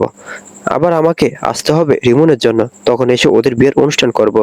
প্রকাশ মাথা নিচু করে দাঁড়িয়ে আছে। আমি তো তার আগে ভয়ে মাথা নিচু করে রাখছি। শেষে প্রকাশের বাবাকে বলল, আমার অবর্তমানে আপনি সবার গার্জিয়ান, আপনি সবকিছু দেখে রাখবেন। আর রিমনের কোনো ব্যবস্থা হলে আপনাকে জানাবো। আপনি প্রকাশকে ছাদের রুম দিয়ে দিবেন। প্রকাশের বাবা বলল, এসব নিয়ে চিন্তা করতে হবে না, এখন যে কাজ বাকি আছে ওটা শুরু করেন, বাড়ির বিষয়টা আমি দেখব। রিমনের বাবা প্রকাশের বাবাকে নিয়ে বাইর হয়ে গেল। তারা কই যেন যাবে। ওনারা চলে যাওয়ার পর মা বা তার মাকে বলল, আমি এখানে থাকবো না। এই কথা শুনে তার মা আবার তারে শুরু করলো কেলানি। এসব দেখে আমি সরে গেলাম। পরিবেশ ঠান্ডা হওয়ার পর আমি দাদির রুমে গেলাম। দাদির সাথে কথা বলতে গিয়ে দেখি ম্যাডাম দাদির সাথে বসে কথা বলছে। আমি চলে আসতে চাইলে ম্যাডাম ডাক দিয়ে বলল, চলে যাস কেন, আয় এইদিকে। তখন গিয়ে আমি ওদের সাথে বসলাম। ম্যাডাম আমাকে বলল, তোর কি মাথায় বুদ্ধি বলতে কিছু নেই? রাতের বেলা বাগানে গেছিলি কেন ওই দিন? বিয়ের আগে এসবকে পছন্দ করবে না সেটা কি তোর মাথায় ছিল না? আমি চুপ করে বসে আছি। দাদি বলল, থাক, এখন আর এসব বলে কি হবে, কদিন পর তো বিয়ে হয়েই যাবে। ম্যাডাম বাবাকে দেখে রাখতে বলল। ওই কি করে না করে সবকিছু যেন আমি জানিয়ে দিই ম্যাডামকে। আমি বললাম, ঠিক আছে। দাদি বলল, তুই কি কিছু বলার জন্য এসেছিলি? আমি বললাম, হ্যাঁ। দাদি বলল, তাইলে বল। আমি বলতে গিয়েও বলতে পারছি না। তখন ম্যাডাম বলল, ভয়ের কিছু নাই, বলে ফেল। আমি মাথা নিচু করে বলে ফেললাম, রিমন ভাইয়া বাড়িতে আসলে বিয়ের বিষয়ে সামনে আগালে ভালো হয়। উনি বাড়ির বড় ছেলে, ওনাকে বাইরে রেখে বাড়িতে বিয়ের আয়োজন করলো উনি কষ্ট পাবে। ম্যাডাম বলল, রিমন বের হতে 6 মাস লাগলে কি 6 মাস বসে থাকবে ওরা? আমি বললাম, আপনি বললে ওরা শুনবে, না হয় আপনারা চলে যাবার পরের দিন ওরা আমাদের বিয়ে দিয়ে দিবে। এই কথা শুনে ম্যাডাম আমাকে বলল, ওরি, তুই কি এখন বিয়ে করতে চাস না? আমি মাথা নিচু করে কান্না করে দিলাম। ম্যাডাম বলল, তুই এদিকে তাকা, আমাকে বল কি হয়েছে। যদি এখন বিয়ে না করিস তাহলে ছেলের সাথে এসব কেন করতে গেলে? আমি বললাম, সবার চোখে দেখা ভুল ছিল, আমি শুধু ভাইটা দেখতে গেছিলাম, কারণ সকাল সকাল চলে আসবো তাই। আর তাছাড়া আমার মার কবর দেখে কান্না করে মন খারাপ ছিল। ম্যাডাম দাদিকে বলল, কি করবেন আম্মা এখন? ও এখন বিয়ে করবে না। দাদি বলল, এখন বিয়ে করবে না তো কবে করবে? পরে যদি ওদের ছেলেকে ওরা অন্য জায়গায় বিয়ে দিয়ে দেয়, এমন ছেলে কি আর পাওয়া যাবে? ছেলে কয়েকদিনের মধ্যে ডাক্তার হয়ে বের হবে। ছেলে ব্যবহার কত ভালো। না না, দেরি করা যাবে না, ওরা যেদিন চাইবে সেদিনই বিয়ে। দাদির কথা শুনে ম্যাডাম বলল, আমি কি রিমনের বাবার সাথে কথা বলে দেখবো নাকি? দাদি বলল, না, কোনো কথা দরকার নেই, এমনি ও আরেক মেয়ে নিয়ে পেরায় আছে। তাদের মুখে এই কথা শুনে ম্যাডাম আমাকে ইশারা দিয়ে বাইরে যেতে বলল। আমি ম্যাডামের পিছে পিছে তাদের রুম থেকে বের হয়ে ম্যাডামের সাথে আমার রুমে চলে আসলাম। রুমে আসার পর ম্যাডাম আমাকে জিজ্ঞেস করলো, কি হয়েছে আমাকে বল, কেন বিয়ে করতে চাস না, ছেলে কি খারাপ? আমি বললাম, না, ছেলে খারাপ না। মনে মনে ভাবতে লাগলাম রিমনের কথা বলবো, কিন্তু যদি উল্টো হয়ে যায় তাই বলি নাই। তবে এখন বিয়ে করলে আমার লেখাপড়া হবে না, আর দাদিকে দেখার কেউও থাকবে না। ম্যাডাম বলল, ওরা তো বললো বিয়ের পর এখানেই থাকবি। আমি বললাম, ওরা তো বলবেই, বিয়ের পর তো আর দাদিকে কোলে করে সব জায়গায় নিবে না। তাছাড়া মা বাবাকেও দেখার কেউ থাকবে না। ছেলে ডাক্তারি করলে তো আর এই বাসা থেকে করবে না, তখন সে যেখানে যাবে আমাকে নিয়ে যাবে, তখন ওদেরকে দেখবে। ম্যাডাম বলল, তুই তো দাদির জন্য চিন্তা করিস, আর তো দাদিই তোরে বিয়ে দিবার জন্য পাগল হয়েছে। আচ্ছা দেখি রিমনের বাবার সাথে কথা বলে। রিমনের বাবার সাথে ম্যাডাম আমার বিয়ের পিছিয়ে দেবার বিষয়ে কথা বলছে, কিন্তু রিমনের বাবা রাজি না। ম্যাডামকে নাকি বলছে, মেয়েটাকে ছোট থেকে আমরা নিচ্ছি, আমাদের দায়িত্ব করে বিয়ে দেওয়া, প্রকাশের চাইতে ভালো ছেলে আর পাওয়া যাবে না। তারা জানে ওরিন আমাদের মেয়ে না, তারপরে বিয়ে করতে রাজি, এমন সুযোগ হাতছাড়া করা যাবে না। তারপর ম্যাডাম আর কিছু বলেনি রিমনের বাবাকে। বাড়িতে আসার পর রিমনের বাবা সকালে প্রকাশে বাবাকে নিয়ে বের হয়, সন্ধ্যায় আসে। এই বিষয়টাও আমাকে অনেকটা টেনশনে ফেলছে। তারা সারাদিন বাইরে কি করে নাকি রিমনকে নিয়ে কোনো কিছু। বিষয়টা না জানলে শান্তি লাগবে না, কারণ রিমনের উপর অনেক ঝড় গেছে। নতুন করে কোনো কিছু হলে রিমনের সাথে আমিও শেষ হয়ে যাব। দুপুরে খাবার সময় ম্যাডামের সামনে দাদিকে জিজ্ঞেস করলাম, রিমনের বাবা কয়দিন ধরে দুপুরে বাসায় আসে না কেন? তখন ম্যাডামই উত্তর দিল, ওরা কাজে ব্যস্ত, আজকে মনে হয় ব্যাংক থেকে টাকা তুলছে প্রকাশে বাবাকে দিয়ে, রিমনের জন্য বাড়ি করার জন্য। রিমন নাকি এই বাড়িতে আসবে না। তাছাড়া এই বাড়িতে অনেকে মানুষ, যদি রিমন আগের মতো কিছু করে, তাই রিমনের মায়ের নামে একটা জায়গা আছে, চারপাশে ইট দিয়ে বেড়া দিয়ে রাখছিল। এতদিনে মানুষ ডাস্টবিনে স্তূপ বানিয়ে রাখছে, সেই জায়গায় এখন বাড়ি করবে। সবকিছু প্রকাশে বাবার কাছে দায়িত্ব দিয়ে রাখছে। আজকে যদি টাকা তোলা কাজ শেষ হয়, 2 দিন পর আমরা চলে যাব। তারপর 1-2 মাস পর আবার রিমনের বাবা একা আসবে। আমার ধারণা ঠিক ছিল যে ওরা রিমনকে নিয়ে কিছু একটা করছে। তবে এবার ভালো কিছু করলো, রিমনের জন্য নতুন বাড়ি করলে ভালোই হবে, ওর কোনো প্যারা থাকবে না। কিন্তু সে এই বাড়িতে আসবে না কেন? তাহলে কই যাবে সে? 1-2 মাসের আগে বের হয়ে আসবে। নতুন বাড়ি করতে তো অনেক সময় লাগবে। তবে যাই হোক, সে বাইর হোক আগে, তারপর দেখা যাবে। দরকার হয় আমার রুম ছেড়ে দিয়ে আমি দাদির সাথে থাকবো। 4 দিন পর রিমনের বাবা ওরা চলে গেছে মাহাবাকে রেখে। দাদি চাইতেছে মাহাবা দাদির সাথে থাকুক, কিন্তু মাহাবা তার দাদির রুমে থাকবে না, সে তার রুমে একা থাকবে। সে সারাদিন রুমে দরজা বন্ধ করে কার সাথে জানি কথা বলে, আর খাবার সময় খাবার খেতে আসে, আর মাঝে মধ্যে ছাদে গিয়ে বসে থাকে। প্রকাশের বাবা ওরে স্কুলে ভর্তির জন্য নিয়ে যাবে, আগের দিন রাতে বলে গেছে। সকালে যেন রেডি থাকে, কিন্তু পরের দিন সকালে আমরা এত ডাকাডাকি করলাম, ঘুম থেকে উঠে নাই। দুপুরে প্রকাশে মার কাছে গিয়ে বলে, আন্টি, এত সকালে কি কে ঘুম থেকে উঠে? কতদিন পরে একটু রিল্যাক্স ঘুমাতে পারছি। প্রকাশে মা বলল, এখন তোমার লেখাপড়ার বয়স, ঘুমালে কি হবে নাকি? তাছাড়া বাড়ির কাজকর্ম না করলে শ্বশুর বাড়িতে কাজ করবা কেমনে? তখন মা বাবা বলল, বাড়িতে কাজ করার জন্য কাজের মানুষ আছে, আর যার বাড়িতে বিয়ে করবা তার বাড়িতে কাজের লোক না থাকলে বিয়েই করবো না। মা বাবা আমাকে এই বাড়ি কাজের লোক মনে করে। মাঝে মধ্যে দাদিও বলে মা বাবাকে আমার সাথে কাজে হেল্প করতে, কিন্তু করে না। তাতে আমার কোনো সমস্যা নাই, ও ছোট মানুষ, তাই ওর কথায় কান দেই না। কিন্তু দিন দিন ওই অন্যরকম হয়ে উঠছে। প্রকাশের রুমে যাতায়াত তার বেড়ে গেছে। প্রকাশ যখন বাসায় আসে, তখন সে ছাদে যাবার নাম ধরে ওর রুমে চলে যায়। এই বিষয়টা প্রথম আমার চোখে পড়েছে। প্রকাশের বাবা ওর স্কুলে ভর্তি করার পর সে নানান বাহানায় বই নিয়ে প্রকাশের রুমে যায়। বাড়ির সবাই চোখে বিষয়টা ছিল মা বাবা ছোট, সে প্রকাশের কাছে যায় পড়ার জন্য, কিন্তু আমি অন্য কিছু দেখছি। সে নাকি আমেরিকায় ইংলিশ মিডিয়ামে পড়ছে, তার তো ইংরেজিতে সমস্যা হওয়ার কথা না। তাহলে সে ইংরেজি বই নিয়ে প্রকাশের কাছে কি করে? আমি ভাবছি প্রকাশকে এই বিষয়ে কথা বলবো, কারণ ওর এখন যে বয়স, এতে উল্টাপাল্টা হয়ে যেতে পারে। এমনি আমেরিকাতে অন্য পোলার সাথে এসব করে এসেছে। পরের বার যখন মা বাবা প্রকাশের রুমে গেছে, আমি প্রকাশকে মেসেজ দিলাম, মা বাবা বারবার আপনার রুমে যাচ্ছে, ওর মন ছেলে মানুষই, আপনি কিন্তু কোনো কিছুতে আগ্রহ দেখাবেন না। প্রকাশ রিপ্লাই দিছে, ওরা আসতে মানা করছি অনেকবার, তারপরও আসে। আমি ভাবছি দাদিকে এই বিষয় নিয়ে বলবো। আমি না করলাম দাদিকে বলতে, কারণ দাদি আবার ওর বাবার কাছে বলবে, তখন ঝামেলা আরো বাড়বে। প্রকাশ বলল, ঠিক আছে, তাহলে ওরে তুমিও সাবধান করে দিও। আমি বললাম, ঠিক আছে। প্রকাশের বাড়িতে ওই রাতের ঘটনার পর থেকে প্রকাশের সাথে আমার সামনাসামনি কোনো কথা হয় না।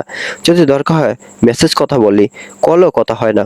দিন যত যাচ্ছে মা বাবা প্রকাশের প্রতি তত দুর্বল হচ্ছে। বিষয়টা প্রকাশের মা টের পাইছে, কিন্তু মা বাবার যে ব্যবহার সেটা দেখে প্রকাশের মাও কিছু বলে নাই। স্কুল থেকে এসে সে গেমিং খেলা শুরু করে, আর প্রকাশ রুমে থাকলে ও রুমে চলে যায়। অবশেষে বিষয়টা দাদির চোখে পড়লো। দাদি মা বাবাকে নিষেধ করলো ও রুমে যেতে, কিন্তু মা বাবা অনেক চালাক ছিল। সে দাদিকে বলে তার সাথে নাকি বড় আপুর বিয়ে দিবেন, তাই দুলাভাইকে চেক করতে যায় শালিকাদের উপরে কুমতলব আছে নাকি, যদি থাকে তাহলে ধরা পড়বে, আমরা সাবধান হতে পারবো, যেহেতু বিয়ের পর এই বাড়িতে থাকবে। আমি মাহাবার মুখে এই কথা শুনে তারা বললাম, কারো ব্যাপারে না জেনে মন্তব্য করবি না, এই বাড়িতে তারা নতুন আসে নাই যে চরিত্র যাচাই করতে হবে।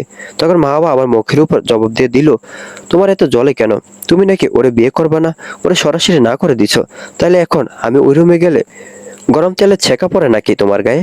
এই কথা শুনে দাদি বলল, তোরা ঝগড়া থামা। মা বাবাকে জিজ্ঞেস করলো, ওরে বিয়ে করবে না তোরে কে বলছে? মা বাবা বলছে প্রকাশ ভাই বলছে। ভাইয়ের সাথে আপুর মেসেজও আমি দেখছি। বিয়ে ভাঙতে বারবার প্রকাশ ভাইয়াকে রিকোয়েস্ট করছে। এখন তো দাদা রেগে গেছে, আমাকে বলে লাঙ্গের লগে রাইতে বাগানে যেতে পারে, আর বিয়ে দিতে চাইছি রাজি না। তাদের এমন কথা শুনে আমার চোখ দিয়ে পানি চলে এসেছে। প্রকাশ আমার সাথে বেমানি করছে, আমার মেসেজ মা বাবাকে দেখাইছে। এখন বুঝতে পারছি প্রকাশ নিজে মা বাবাকে তার উপর দুর্বল করাইছে, কিন্তু তার কি লাভ, ওর তো গার্লফ্রেন্ড আছে। দাদি চেঁচামেচি শব্দ শুনে প্রকাশের মা রুম থেকে বের হয়ে আমাদের কাছে আসলো। এসে দেখে আমি কান্না করছি। দাদিকে জিজ্ঞেস করলো কি হয়েছে। দাদি বলল, তোমার ছেলেকে নাকি সে বিয়ে করবে না। প্রকাশের মা বলল, ছোট্ট মানুষ না করতেই পারে, এসব নিয়ে রাগারাগি না করে ওরা ভালো করে বুঝাইলে হবে। দাদি আমার দিকে আঙ্গুল উঠিয়ে প্রকাশের মাকে বলল, ওরা তোমরা বুঝাও। তখন আমি আমার রুমে চলে গেলাম। রুমে এসে দরজা বন্ধ করে দিলাম। প্রকাশ আমার সাথে এমনটা কেন করলো, তাই ওর নাম্বার ব্লক করে দিছি। এখন থেকে বাড়িতে কে কি করে সেগুলো দেখি না। আমি যে প্রকাশকে বিয়ে করবো না এ খবর রিমনের বাবার কাছেও চলে গেছে। ম্যাডাম আমাকে ফোন দিছে, জিজ্ঞেস করলো বাড়িতে কি হয়েছে। তখন সব দোষ আমার উপরে নিলাম। মা আবার বিষয়টা গোপন করে গেলাম, কারণ ম্যাডাম শুনলে কষ্ট পাবে। এমনি মা বাবার জন্য ওনারা অনেক আঘাত পাইছে। ম্যাডাম আমাকে বললো, বিয়ে করবি না সরাসরি কেন বলতে গেলে? তোরা না বলে আসলাম কয়দিন সময় নিবার কথা বলতে। তখন ম্যাডামকে কি জবাব দেব? সরি বলে দিছি, বললাম আমার ভুল হয়ে গেছে। ম্যাডাম বললো ঠিক আছে, আমি কথা বলে নিব, তুই টেনশন করিস না। ম্যাডামের সাপোর্ট পেয়ে মন ভালো হয়ে গেছে। এখন কে কি বললো না বললো কানে নিব না। কিছুদিন পর রেজাল্ট দিবে, তখন অন্য চিন্তা ভাবনা। ওই দিন দাদের নোংরা কথা শোনার পর দাদের রুমে তেমন যায় না। মা বাবা এখন দাদের আপন হয়ে গেছে, নিয়মিত সে প্রকাশের কাছে যেতে পারে, কোনো বাধা নেই। এখন রিমনের খবর আমি ম্যাডামের থেকে নেই, কখন কি হয় না হয়। যেদিন রেজাল্ট দিছে সেদিন রিমনের বাবাও আমার সাথে ভিডিও কলে কথা বলছে, A+ পেয়েছি। প্রকাশের বাবা সবাইকে মিষ্টি খাওয়াইছে। আমি সারা বাড়ির কাজকর্ম করে ভালো রেজাল্ট করছি, তাই সবাই খুশি। রিমনের বাবা আসবে কয়দিন পর, তখন কোথায় ভর্তি হবো না হবো সেটা উনি ঠিক করবে। আপাতত একটু রিল্যাক্সে থাকি। এদিকে মাঝে মধ্যে আমি টের পাই মা বাবা রুম থেকে বের হয়ে যায় গভীর রাতে, যখন সবাই ঘুমিয়ে পড়ে। আমি কিছু বলি না, কিন্তু দিন দিন তার গভীর রাতে যাতায়াতটা অনেক বেড়ে গেছে। তাই আমি ম্যাডামকে বিষয়টা জানাইছি। তখন সাথে সাথে ম্যাডাম মা বাবাকে ফোন দিছে, কিন্তু সে ফোন রিসিভ করে নাই। তখন ম্যাডাম দাদিকে ফোন দিল, দাদি ঘুমিয়েছিল। ম্যাডাম আমার ফোন পেয়ে ঘুম থেকে উঠে মা বাবাকে ডাকতে লাগলো। তখন আমিও বাইর হলাম। আমাকে জিজ্ঞেস করে, মা বাবা কই রে? আমি বললাম, গিয়ে দেখো তোমার নাতনি উপরে হয়তো। দাদি প্রকাশে মাকে ডাক দিল। প্রকাশে মাকে নিয়ে উপরে গিয়ে মা বাবাকে ডাক দিল। একটু পর মা বাবা দরজা খুলে ওনার হাতে নিয়ে সোজা নিচে নেমে গেছে। প্রকাশের চেহারাটা দেখতে তখন সেই ছিল, সারা শরীরে ঘামে ভিজে গেছিল। সবার বুঝতে আর বাকি রইল না ওরা এখানে কি করছিল। দাদি সবাইকে নিয়ে নিচে চলে এসেছে। নিচে এসে মা বাবাকে ডাক দিল, সে দরজা খুলে না। তখন দাদি আর প্রকাশের মা আমার রুমে আসলো। দুইজনে আমার খাটে বসে চুপ করে আছে, কে কথা বলে না। একটু পর দাদি বলল প্রকাশের মাকে, যা কিছু সব তো নিচে চোখেই দেখলাম, এখন কেমনে কি করা যায়? প্রকাশের সাথে যদি মা বাবার সম্পর্ক হয়ে থাকে তাইলে এই মেয়ের কি হবে? ওর সাথে যে বিয়ে সব ঠিকঠাক হয়ে আছে, আর এমন ছেলেকে কি ওরেন বিয়ে করবে? তখন প্রকাশ্যে মা বলল, আমার ছেলে যে এমন কাজ করবে কল্পনা করতে পারিনি। তখন আমি বললাম, দোষ প্রকাশের না, দোষ মেয়ের। আমরা অনেকবার না করার পর মা বাবা কেন গেল ওর রুমে? একটা ছেলের কাছে যদি একটা মেয়ে বারবার যায়, তাহলে ওই ছেলে কেমনে ঠিক থাকে? দাদি বলল, আমরা তো বুঝতে পারি নাই এসব হবে, এখন এর সমাধান কি? আমি বললাম, সমাধান আর কি দিবেন, ওরা তো শুধু আজকে না আরো অনেকবার এসব করছে। বাবা পায়ের রাইতে প্রকাশের রুমে যেত, এখন একটাই সমাধান, ওদের বিয়ে দিয়ে দেন। প্রকাশের মাও দাদিকে বলল, তাই করেন। রিমনের বাবার ইচ্ছে এক মেয়ে বিয়ে দিবে, বড়টা না হোক ছোটটাকে দেন। আমি তো মনে মনে খুশি। দাদি বলল, না তা হয় না, এ কথা রিমনের বাবাকে বলা যাবে না। প্রকাশের মা বলল, ওরে যেটা বললো সেটা যদি সত্যি হয় আর মা বাবা যদি প্রেগনেন্ট হয়ে যায় তখন? দাদি বলল, যদি এমনটা হয় তাহলে ওর সাথে আমাকেও কবর দিয়ে দিবে ওর বাবা। প্রকাশের বাবাকে খবর দিছে, উনি আসলো। প্রকাশের মা সব ঘটনা বলল। এখন প্রকাশের বাবা চিন্তায় পড়ে গেল, রিমনের বাবাকে কি জবাব দিবে। তাদের আবার গেল মা বাবাকে ডাক দিতে। এবার ডাক দিবার পর দরজা খুলছে। আমরা সবাই ওই রুমে গেলাম। মা বাবাকে জিজ্ঞেস করছে। বাবা বলল, আমরা বিয়ে করব। যদি ইচ্ছে করে বলতাম তাহলে কে বিয়ে দিত না, তাই প্রকাশই বলে এমনটা করার জন্য। প্রকাশের বাবা প্রকাশকে ডেকে আনলো, জিজ্ঞেস করলো কোটা নাকি সত্যি। প্রকাশ ওদের দিকে না থাকে আমার দিকে তাকিয়ে বলল, হ্যাঁ সত্যি, মা বাবাকে বিয়ে করব। মা বাবা এই বাড়ির মেয়ে, আর আপনারা যার সাথে বিয়ে দিতে চাইছেন সে এই বাড়ির মেয়ে না। প্রকাশের কথা শুনে তার বাবা রেগে গিয়ে বলল, বাড়ি দেখে বিয়ে করতে চাইনি, মেয়ে দেখে বিয়ে করাতে চাইছি। এখন যদি আমার কথা রাখিস নাই, এ বিষয়ে আমি নাই। এই কথা বলে প্রকাশের বাবা চলে গেছে। প্রকাশের মা আর দাদি বলল, এ বিষয়ে এখন থাক, আমি রিমনের বাবার সাথে কথা বলে নেই। প্রকাশের মা চলে গেছে। মা বাবা রুমের দরজা লাগিয়ে দিছে। তাদের আমাকে বলল, তুইও ঘুমা। আমি বললাম না, বাড়িতে এমন ঝামেলায় ঘুম আসবে না। তাই দাদির সাথে দাদির রুমে গেলাম। দাদি আমাকে জিজ্ঞেস করলো, ওইখানে এখন কয়টা বাজে রে? ফোন দিলে কি ধরবে নাকি ফোন? আমি বললাম, ওদের এখানে এখন কেবল সন্ধ্যা হয়েছে, ফোন দিলে আগে মা আবার আম্মুকে দেন। তাদের ফোন বের করে দিয়ে বলল, নে ফোন লাগা। ম্যাডামকে ফোন দিতে সাথে সাথে ফোন রিসিভ করলো। তাদের একে একে সব ঘটনা বলছে। ম্যাডাম রেগে গেছে, মা আবার উপরে ওরা বাড়ি থেকে বের করে দিতে বলছে। তখন আমি ফোন দিয়ে ম্যাডামকে বললাম, যা হবার হয়ে গেছে, ওরা দুজন দুজনকে ভালোবাসে, এখন ওদের বিয়ে দিয়ে দেন। ম্যাডাম বলল, এটুকু মেয়েকে কেমনে বিয়ে দেই? আমি মনে মনে বলি, মেয়ে ছোট হলে কি হবে, সব কাজ করা শেষ ওর। আমি বললাম, এখন কি আর করার, বিয়ে ছাড়া তো উপায় নাই। এখন বিয়ে না দিলে সামনে আরো সমস্যা হতে পারে। যেহেতু ছেলে মা বাবা রাজি, কারণ ওরাও তো চায় এই বাড়ির সাথে সম্পর্ক। ম্যাডাম বলো, এই সিদ্ধান্ত আমি দিতে পারবো না, ওর বাবা আসুক, তখন আমি বলে দেখি কি বলে, তখন তোমাদেরকে জানানো হবে। আমার কপালে আজকে মায়ের আছে এই মেয়ের জন্য। এই কথা বলে ম্যাডাম ফোন রেখে দিয়েছে। পরের দিন সকালে রিমনের বাবা আমাকে ফোন দিছে। আমি ফোন রিসিভ করে সালাম দিলাম। উনি সালামের উত্তর নিয়ে আমাকে জিজ্ঞেস করলো, ঘটনা কি সত্যি? আমি বললাম, যা শুনছে সবটা সত্যি, এখন আপনার মতামতের প্রয়োজন। রিমনের বাবা বলল, আমি বাবা হয়ে আজ তোমার মতামত জানতে চাইলাম। আমি বললাম, আমার আবার কিসের মতামত, আপনারা যেটা বলবে সেটাই হবে। রিমনের বাবা বলল, আমি জানি তুমি কষ্ট পাইছো, কারণ প্রকাশের সাথে তোমার বিয়ের কথা ছিল, কিন্তু আমার মেয়েটা মাঝখানে এসে এমনটা করলো। তখন আমি বললাম, এসব থাক, আগে ওদের বিয়ে দেন, আমার কোনো সমস্যা নেই। তাছাড়া মা বাবাকে নিয়ে আপনার টেনশন কমবে, বাড়ির মেয়ে বিয়ে করে বাড়িতে থাকবে। আমার অনুমতি পেয়ে রিমনের বাবা প্রকাশের বাবা মার সাথে কথা বলে আজকে রাতে ওদের বিয়ে দিতে বলছে। রিমনের বাবা এখন আসবে না, সামনের মাসে রিমনকে নিয়ে আসবে বাড়িতে, তখন দেশে এসে বাড়িতে অনুষ্ঠান করবে। এই খবর প্রকাশের বাবা যখন সবাইকে ডেকে বলল, তখন সবার আগে আমি খুশি হয়েছি। তাদেরকে বললাম, টাকা দাও, বাসরঘর সাজাবো। তাদের বলল, আর বাসরঘর? বিয়ের আগেই সব শেষ। আমি বললাম, তুমি কেমনে জানো সব শেষ? এত কথা না বলে টাকা দাও জলদি। বাসরঘর সাজানোর জন্য তাদের থেকে টাকা নিয়ে সবকিছু কিনে আনলাম। তারা বিয়ের সবকিছু আয়োজন করছে, রান্নার সব কাজ দাদি আর প্রকাশের মা করছে। আমি আর আফরা মিলে বাসরঘর সাজাইলাম। কে জানতো, যার জন্য বাসরঘর সাজালাম সে একদিন আমাকে এই বাড়ি থেকে বের করতে চাইবে। সন্ধ্যার সময় মা আবার প্রকাশে বিয়ে হয়ে গেছে। বিয়ের সব আয়োজন শেষে মা বাবাকে বাসার ঘরে দিয়ে আমি রুমে চলে আসলাম। বাড়িতে বিয়ে, তাই ফোন রুমে রেখে দিয়েছিলাম। যখন রুমে এসে ফোন হাতে নিলাম, তখন অপরিচিত নাম্বারে একটা মেসেজ দেখলাম, তোমার মুখের হাসির জন্য আজকে আমাকে কবুল বলতে হয়েছে। তোমার সুখের জন্য আমি আমার বাবা মাকে কষ্ট দিয়েছি। তোমার চোখের পানি মোছার জন্য আমি যাকে ভালোবাসতাম তার চোখের পানি জড়িয়েছি। আজকে যাকে বিয়ে করলাম সে আমার পছন্দের কেউ ছিল না। ওই দিনের রাতের ঘটনাটা সাজানো ছিল। বাবা আমাকে পছন্দ করতো, সে নিজেই বলছে তুমি এবারে মেয়ে না, তোমাকে কেন বিয়ে করব। তারে বিয়ে করতে বলছে। আমি অনেকবার না করছি, সে শুনে নাই। প্রতিদিন তোমারে নিয়ে কথা বলতো আমার কাছে। সে যে কোনো কৌশলে হলো তোমাকে এই বাড়ি থেকে বের করতে চাইবে, কিন্তু আমি সেটা হতে দিলাম না। এই বাড়িতে তুমি না থাকলে এই বাড়িতে কোনো সুখ থাকবে না, তাই মা বাবাকে বিয়ে করে তোমার শত্রু জামাই হলাম। এখন সে তোমাকে এই বাড়ি থেকে বের করার কথা বললে আমি ওরে নিয়ে এই বাড়ি থেকে চলে যাব। তোমার মনে একটু আঘাত লাগতে দিব না। মেসেজটা পরে আমি অবাক হয়ে তাকিয়ে আছি। প্রকাশকে বলক দিবার পর অন্য নাম্বারে মেসেজ দিছে। আমি ওরে কি উত্তর দিব বুঝতে পারছি না।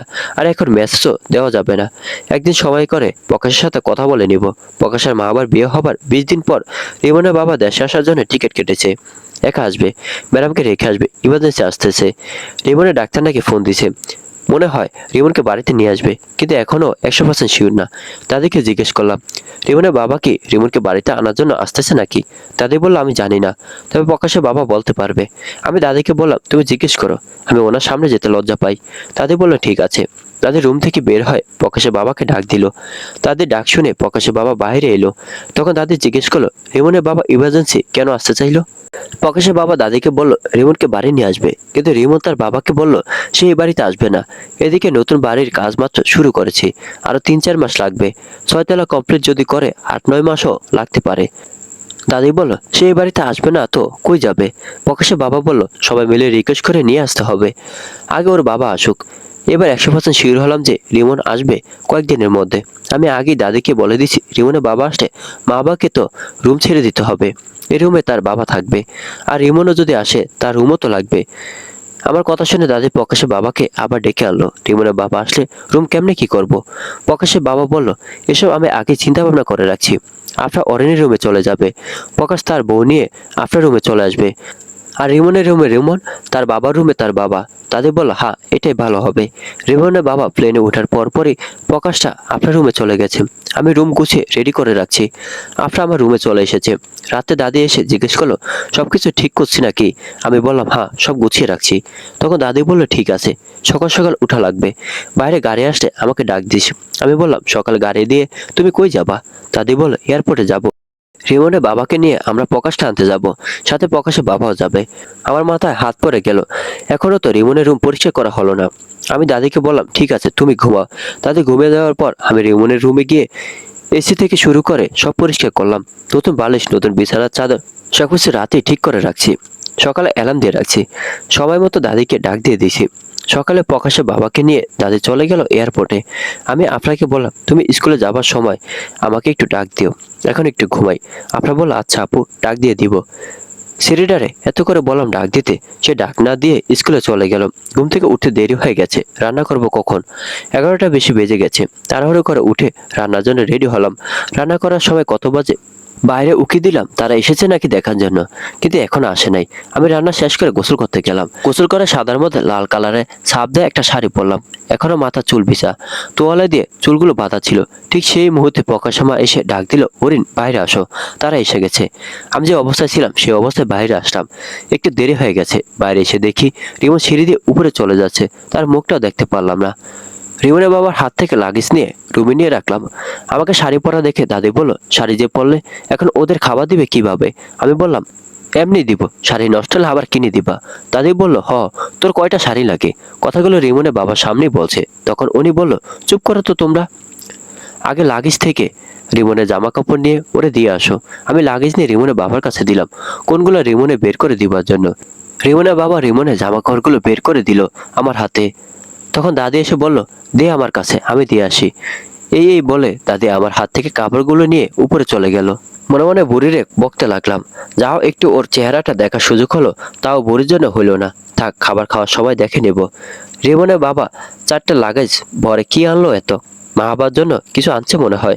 মা বাবার কথা মনে হতে ওরে খুঁজতে লাগলাম। তার বাবা ভাই আসলো, সেই কই? আমি গিয়ে তার রুমে ডাক দিলাম। ভিতর থেকে প্রকাশ জবাব দিল, মা বাবা লজ্জা পায় বাবার সামনে যেতে। আমি বললাম লজ্জার কিছু নেই, দুজনে গিয়ে বাবারে সালাম করো। প্রকাশ দরজা খুললো, ওদের দুইজনে আমি সাথে করে নিয়ে এসেছি। রিমনের বাবার কাছে মা বাবা গিয়ে তার বাবারে সালাম করলো। প্রকাশও সালাম করলো। রিমনের বাবা দুইজনকে জড়িয়ে ধরলো। তখন রুমে প্রকাশের বাবাও ছিল। উনি বলল রিমন আছে উপরে, ওরও সালাম করে আসো। দাদি বলল রিমন এখানে নিচে আসবে, উপরে যেতে হবে না। তাদের কথার ফাঁকে রিমনের বাবা মা বাবার আর প্রকাশের জন্য যা যা আনলো সেগুলো বের করে মা বাবাকে দিল। প্রকাশের বাবার জন্য মার জন্যও এনেছে, সেগুলো বের করে দিল। আমি দরজার সামনে দাঁড়িয়েছিলাম। একটু পরে রিমনের নিচে নামা শব্দ পেলাম। আমি দরজার সামনে থেকে সরে গিয়ে বাইরে দাঁড়ালাম। সে নিচে নেমে সোজা এই রুমের দিকে আসতে লাগলো। সিঁড়ি থেকে নিচে নামার পর সর্বপ্রথম তার চোখ পড়ল আমার উপরে। আমি এক পলকে তাকিয়ে রইলাম, কিন্তু সে আমাকে দেখে মাথা নিচু করে রুমে চলে গেল। প্রথমে যে একবার তাকালো, তারপর আর তাকায়নি আমার দিকে। রিমন রুমে ঢুকার পর আমি গিয়ে আমার দরজার সামনে গিয়ে দাঁড়ালাম। মা বাবা প্রকাশ ওরা সালাম করলো রিমনকে। তখন রিমন প্রকাশকে বলল অল্প বয়সী বউ পাইছো, সে তেমন কিছু বুঝে না, তাই তোমারই সবকিছু মানিয়ে চলতে হবে। প্রকাশ বলল ঠিক আছে ভাইয়া।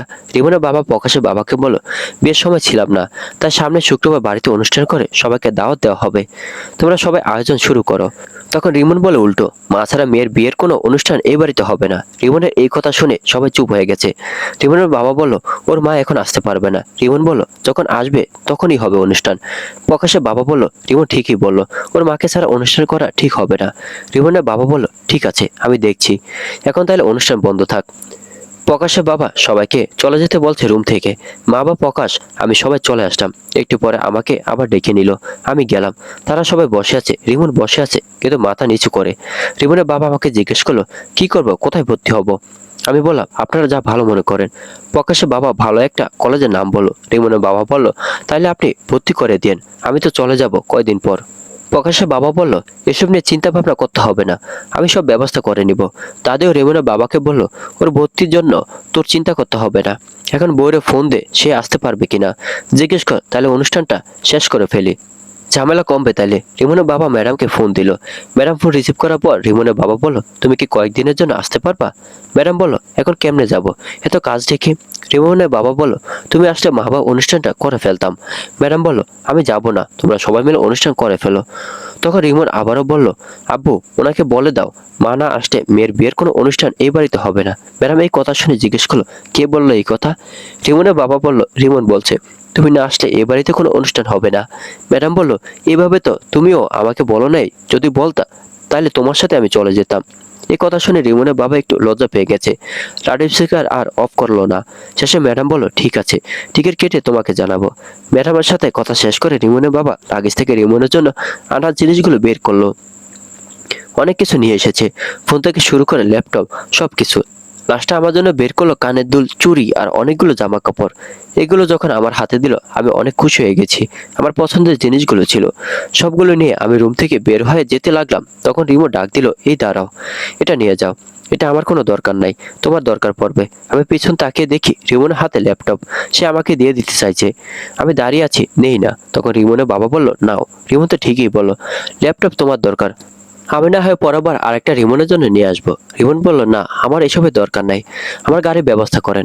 এটা বলে রিমন রুম থেকে বের হয়ে উপরে চলে গেল। আমি এক হাতে ল্যাপটপ হাতে নিয়ে দাঁড়িয়ে আছি।